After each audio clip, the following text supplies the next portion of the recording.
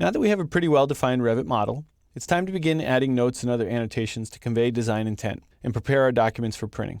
We'll begin this process with simple text. I'm in a simple elevation view in the file called text, and I'm going to click on the Annotate tab and then click the Text tool. The shortcut for text is TX if you'd rather do it that way. You'll get a cursor on screen and you just pick your point for where you'd like your note to go and you begin typing your note. To complete the note, all you have to do is click next to it. That will keep you in the text tool and allow you to add your next note, or you can click the modify tool to cancel the command altogether and get completely out. Now I'm going to select the text and point out one thing that I forgot to do, kind of forgot on purpose to illustrate something. Even though this is annotation and it behaves a little differently, it's like model objects in the sense that you still have to pay attention to the properties palette, still have to pay attention to your settings, and particularly you have to pay attention to the type of text that we're choosing. In this case, you can see that I've chosen 1/4 inch Arial, and it's a little too big for the view. 1/4 inch Arial is really for titles and large labels. 3/32 inch Arial is more appropriate for simple notes.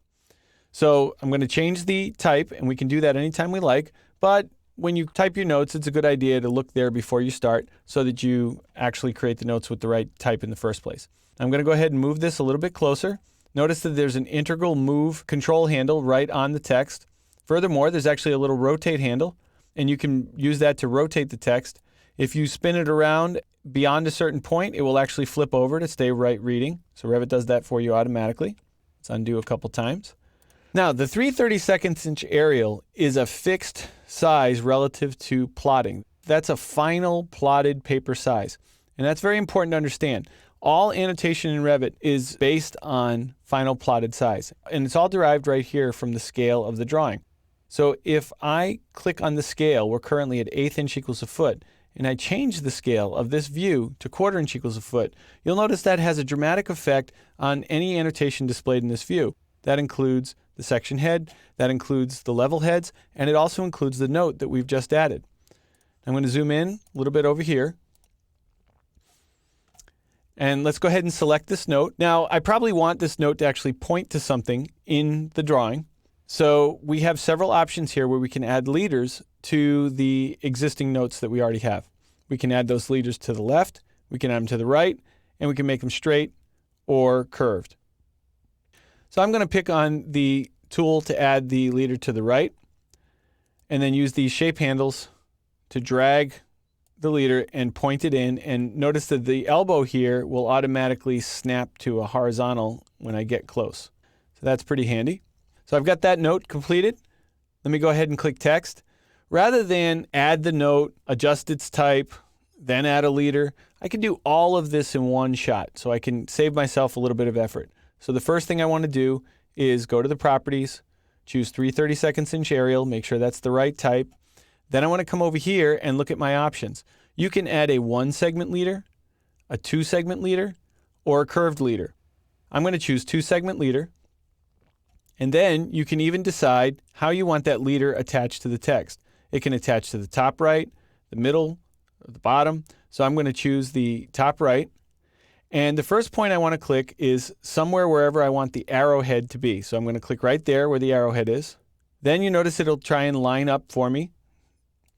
And then this last point gets a little tricky when we're placing the text. It will line up with a few key points over here, and I'll go ahead and pick one of those, but often we're going to have to do some fine tuning after we're done typing anyhow. You'll see what I mean in a moment here. So I'm going to type brick soldier course. When I click off of that, notice how the note actually snapped to the left. Not 100% sure why it does that, but we can use this move grip, drag it back, and then make whatever adjustments are necessary to the leader line. And I could continue with that process, but that's the essential overall process to creating the notes. Now, the leader is part of the text. When you select on it, you actually have a few options. You could add additional leaders. So let's assume that there was another soldier course down here. We can simply click that plus sign and add a second leader and point the same note to more than one location. You can remove a leader after the fact if you no longer need it. If the text were to wrap, which we can do very easily by dragging that little control handle. You'll see that will wrap it to multiple lines. We could change the way that the leader attaches to the text. We have a few options there. That's actually new in Revit 2011.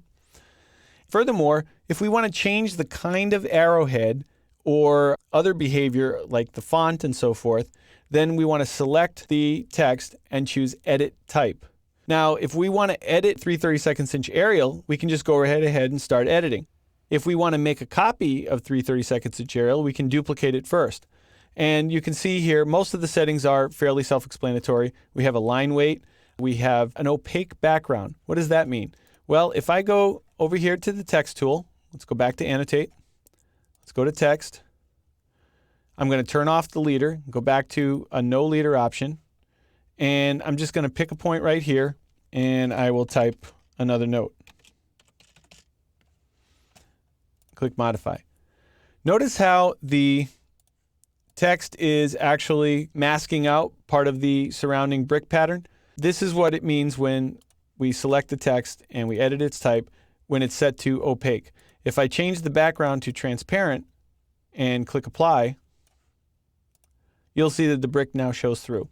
So naturally, if you're planning to put the notes on top of any patterns, the opaque background is probably pretty handy. You also have leader border offset, so that'll determine how far off the text the leader is, and you can change to different arrowheads if you like. So there's a variety of different choices in here.